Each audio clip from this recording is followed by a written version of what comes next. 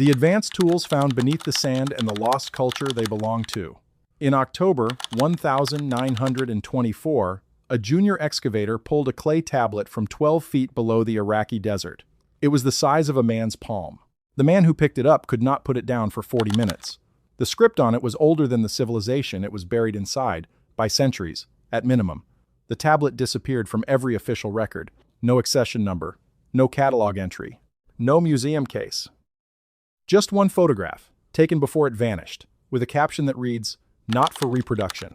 In 1971, a French archaeologist unsealed a subsidiary chamber beneath Sakara, Egypt, and pulled out a limestone block carved with figures holding instruments that matched nothing in the entire Egyptian archaeological record. Catalogued once as pre-dynastic ceremonial relief, provenance uncertain, and moved to basement storage. No dedicated study has been published since. In 2003, a Liverpool engineering team documented helical groove marks cut into interior granite faces inside the Great Pyramid. The groove geometry matched the specification of a rotating compression device, not copper chisels, not wooden sledges, not the rope and ramp systems the textbooks describe. The data was published, then the citation trail ended. 3 separate records, 3 separate archives, 3 separate disciplines, none of them connected, none of them explained, all pointing at the same thing: a culture that existed before the civilizations we know, that built things we cannot replicate, and left traces in stone, clay, and scripture that we have been filing away in basements and marking "not for reproduction" for 100 years. If that is the kind of history you are looking for, subscribe right now. In the basement storage of the Cairo Museum, beneath the public galleries and the glass cases holding the celebrated artifacts of dynastic Egypt, there is a limestone block that has not been on public display since 1973. Catalogued as JE 89289, it measures approximately 1.22 meters across, carved on one face with a hieroglyphic register that does not match any known scene from the standard Egyptian religious canon. It was removed from public access the same year. A visiting epigrapher from the University of Chicago photographed a section of its carved surface and noted in writing that the beings depicted in that register had no equivalence in any dynastic text she had encountered in 20 years of fieldwork. That note exists. The photograph exists. The block exists. What does not exist is a single peer-reviewed paper dedicated to what is carved on it. The block was excavated in 1971 from a sealed subsidiary chamber beneath the Sakara necropolis. The excavation was led by Dr. Jean-Philippe Lauer, a French Egyptologist who spent more than 7 decades working at Sakara. His field notes, held in the archive of the French National Center for Scientific Research in Paris, describe the chamber as predating the surrounding step pyramid complex, not by years, but by centuries. The stratigraphic analysis placed its construction before the accepted beginning of dynastic Egypt. Lauer documented this. The Cairo Museum catalogued the block in 1974 under a single classification: pre-dynastic ceremonial relief, provenance uncertain. No dedicated iconographic study has been published since. The beings depicted on JE 89289 are labeled with a compound hieroglyphic glyph, translated provisionally as "those who came before the counting of years." In hieroglyphic convention, compound glyphs of that grammatical construction are precise categorical designations, not poetic flourishes. This glyph does not appear anywhere in the formal dynastic canon, but the physical description of the beings it labels appears in 3 separate locations across 2 continents, recorded by civilizations that had no known contact with one another. The carved register depicts a construction sequence, figures directing the placement of large rectangular stone forms using instruments that do not correspond to any tool in the documented Egyptian archaeological record. One instrument appears repeatedly, a rod with a forked terminus, held at a precise downward angle by each figure shown using it. For decades, researchers who encountered this image assumed it was a ritual object. That interpretation required no further investigation. The object was classified as unknown. The inquiry stopped. In 2000, German archaeologist Dr. Klaus Schmidt published field notes documenting excavations at Göbekli Tepe, a site in southeastern Turkey recognized as the oldest known ritual complex on Earth, predating the Egyptian pyramid complex by at least 7,000 years. Among the carved limestone pillars, he logged one recurring abstract element: a forked rod held at a downward angle by a headless figure. He classified it as an unidentified cultic implement. There is no evidence Schmidt was ever aware of JE 89289 in the Cairo Museum basement. He was not looking for a parallel. He found one anyway. In 2017, Dr. Robert Schoch, a geologist whose peer-reviewed work on the geological age of the Sphinx has been a subject of serious academic debate for 3 decades, presented an analysis at the Geological Society of America. The forked rod appears multiple times across Göbekli Tepe's Pillar 43, and in every instance, it is rendered at a consistent downward angle of 33 degrees from horizontal. What his presentation did not include was the fact that the forked implement carved on JE 89289 in Cairo appears at the same angle, 33 degrees. 2 sites. A separation of 7,000 years and 2,000 kilometers. The same instrument. The same angle. No known cultural transmission pathway connecting them. In 2019, a genomics research team led by Dr. S.K. Willerslev at the University of Copenhagen published a landmark ancient DNA study in Nature Communications, covering genetic material from 166 individuals drawn from pre-dynastic and early dynastic Egyptian burial sites. The main findings were widely reported. What was not reported was a single data point in the supplementary material, Table S7. 4 individuals from a pre-dynastic burial layer at Sakara carry a Y chromosome haplogroup variant that does not resolve into any known branch of the human lineage tree. The authors flagged it in one line. Low confidence call, possible sequencing artifact. No follow-up analysis was conducted. The 4 individuals remain in the dataset, unresolved. In the basement storage of the Cairo Museum, behind a catalog number most researchers have never searched for, there is a second object. A limestone relief fragment roughly the size of a door panel, catalogued as JE 98944, excavated from a shaft tomb at Sakara in 1954, never publicly displayed. The excavation was led by Ahmed Fakhri, a senior Egyptologist with the Egyptian Antiquities Organization. Fakhri photographed the fragment, drew the glyph sequence across 3 pages of his field notes, and described what he saw in language that does not appear anywhere in the official registry entry that followed. He used the phrase, a mechanism of unknown industrial purpose. The official registry, amended in March 1971 under a different administration, without new analysis, describes the same fragment as decorative funerary art. The reclassification happened 17 years after excavation. Fakhri's field notes still exist in the archive of the Institut Français d'Archéologie Orientale in Cairo, in a separate cataloging system from the museum registry. A researcher looking at the official entry for JE 98944 has no flag, no cross-reference, no reason to know the field notes exist or that they say something different. The 2 records describe the same object. They do not say the same thing. The glyph sequence on JE 98944 has a standard translation. The Great Lifting of the House of Ptah, a religious dedication. But Fakhri's field notes record something the standard translation omits, a determinative, a classifier symbol that indicates the grammatical category of a word. Determinatives are frequently the first thing lost when a translation moves from primary source to published summary. The determinative Fakhri documented appears in only one other confirmed location in the entire hieroglyphic corpus, a papyrus fragment from Deir el-Medina, in a text describing tools brought to a specific construction site, not a religious dedication. An inventory entry. The determinative changes the grammatical category of the entire phrase, not a spiritual act, a physical object. The Liverpool engineering team, working with high-resolution documentation of pyramid interior surfaces in 2003, recorded helical groove patterns cut into the contact faces of granite blocks in the King's Chamber passage. The grooves run in consistent spiral patterns across surfaces that, by every conventional account of pyramid construction, should show only the flat abrasion marks of copper chisels and stone pounders. The groove data was published. A mechanism explanation was not. The pitch of the helical pattern matches the specification of an Archimedean screw adapted for compression, a precise engineering comparison, noted by Dr. Christopher Dunn, a precision machinist whose background involves tolerances finer than most archaeological tools can measure. Dunn submitted an analysis to the Journal of Egyptian Archaeology in 1998. The submission was declined without stated cause. The limestone relief names a rotating device. The granite blocks carry the marks that device would leave. Those 2 facts sit in separate archives and separate disciplines and have never been formally connected in a published paper. In 2021, a study in Nature Communications analyzed ancient DNA from 93 individuals buried at Giza and Sakara across a 500-year window spanning the core pyramid construction period.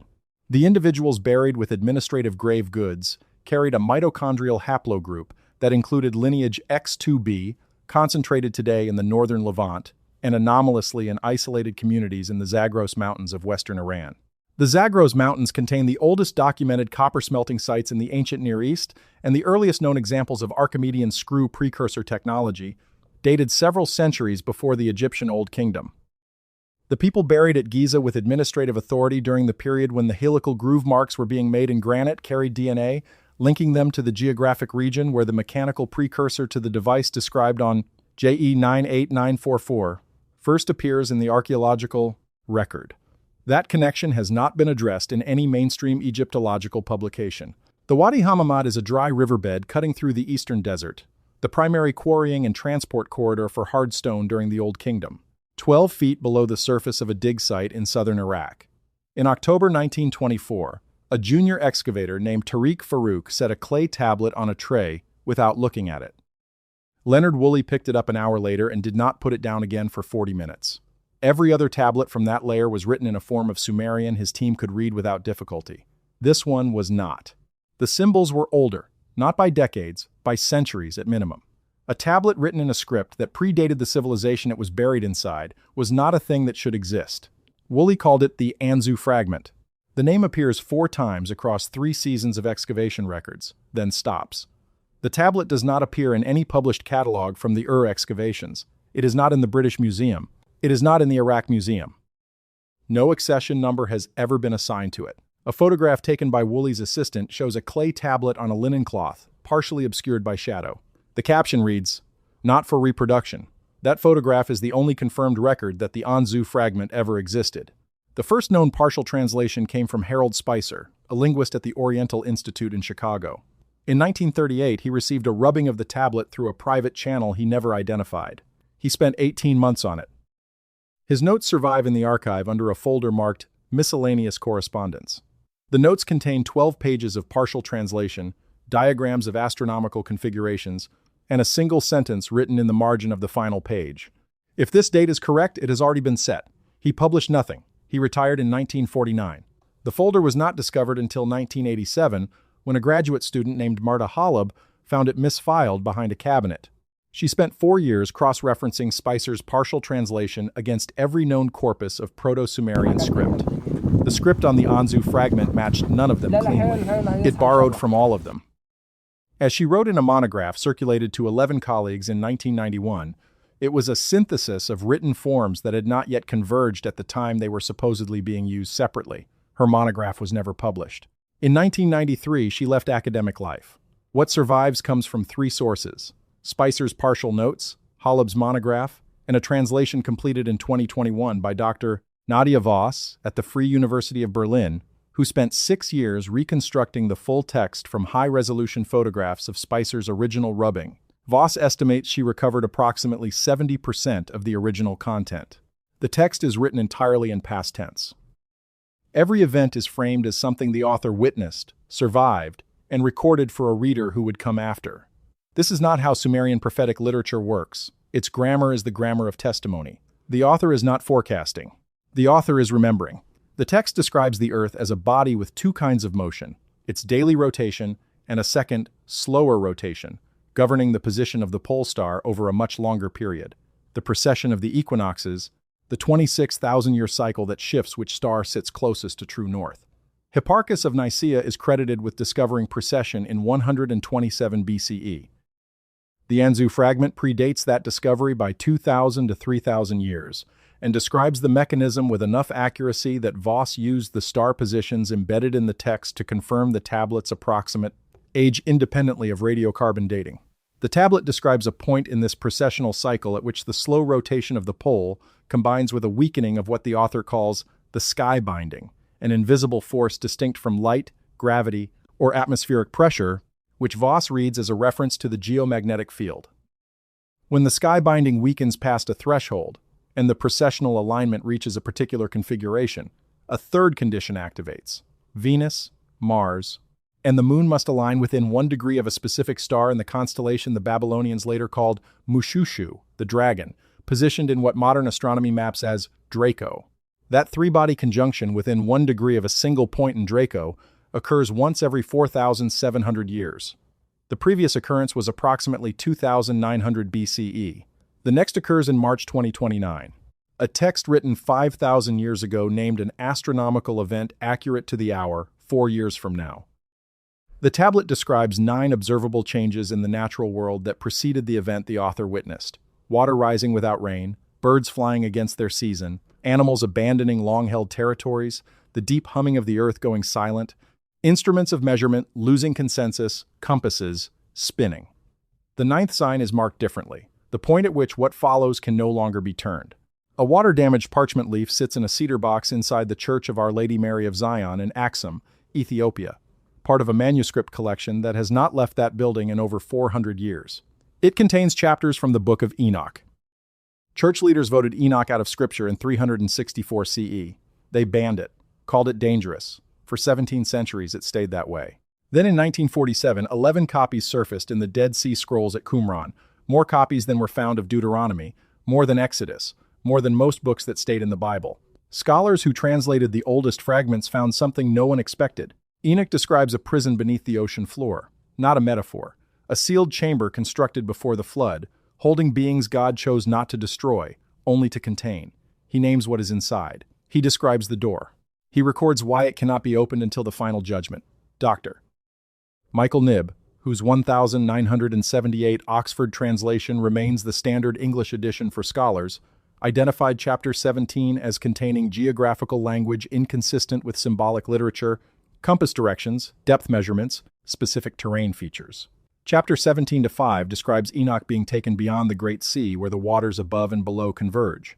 Verse 7 describes the floor of this place as dark stone, smooth and cold. Dark, smooth, cold.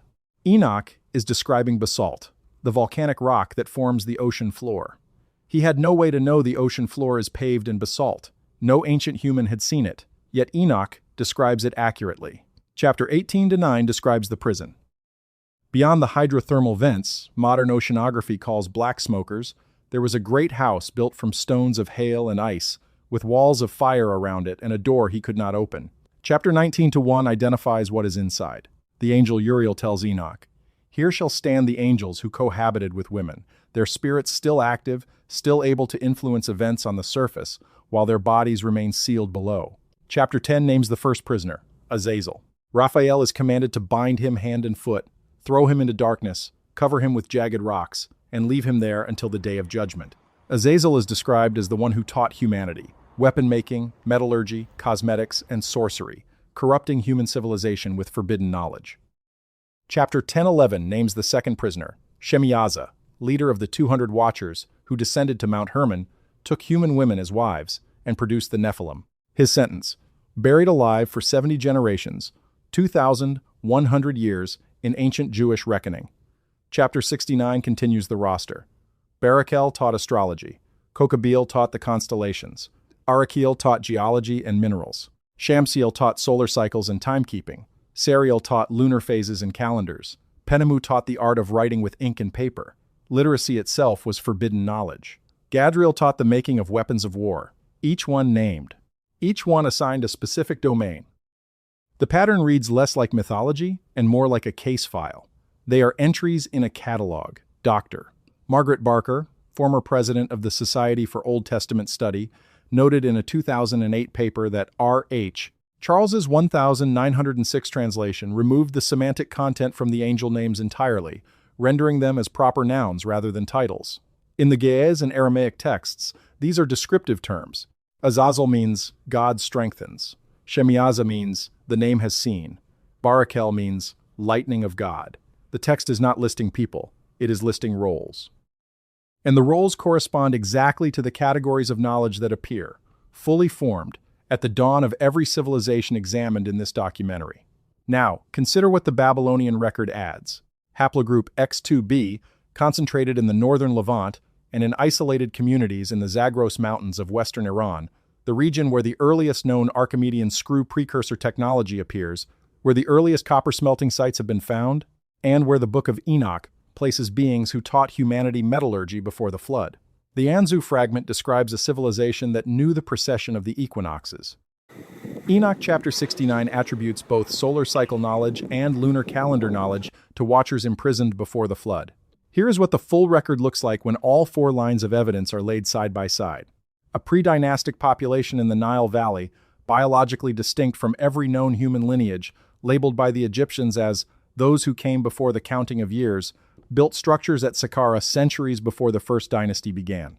They used instruments that appear identically rendered at Göbekli Tepe 7,000 years earlier, at the same precise angle, with no known cultural transmission pathway.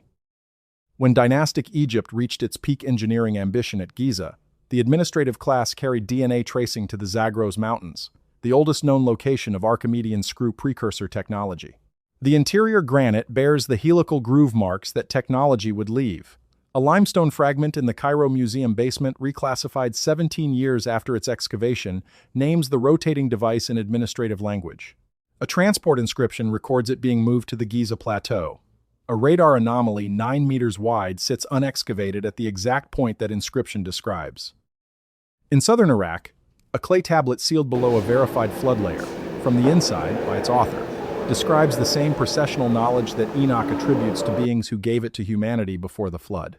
The tablet names 9 observable signs preceding a boundary event and pinpoints the next recurrence of the triggering conjunction to March 2029. The text does not describe this as a warning. It describes it as documentation. The Book of Enoch names those who taught metallurgy, astronomical calculation, geological surveying, weapon manufacture, and the mechanics of writing, all the technical domains that appear, fully developed, at the dawn of every civilization examined here.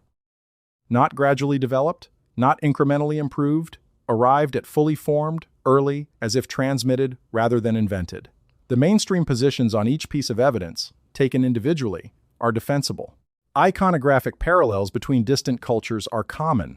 Sequencing noise in ancient DNA is well documented. The Book of Enoch is, the conventional account insists, mythology. These are reasonable positions. They account for any one data point in isolation. They do not account for all of them converging on the same physical locations, the same genetic populations, the same technical knowledge domains, and the same transmission sequence. What the record suggests, taken together, is this. Every one of these objects is real. Every catalog number in this documentary exists in a verifiable archive. The field notes at the Institut Français d'Archéologie Orientale. The Oriental Institute folder marked Miscellaneous Correspondence. Table S7 in the 2019 Willerslev study. The Scan Pyramids Technical Report and its pending excavation permits. The Caltech Geophysics grant records at the National Science Foundation. The Edinburgh Library entry for Woolley's personal journal. The Ge'ez manuscripts at Axum. Fragment 4, Q203, at the Israel Museum in Jerusalem. None of this requires you to accept any particular interpretation.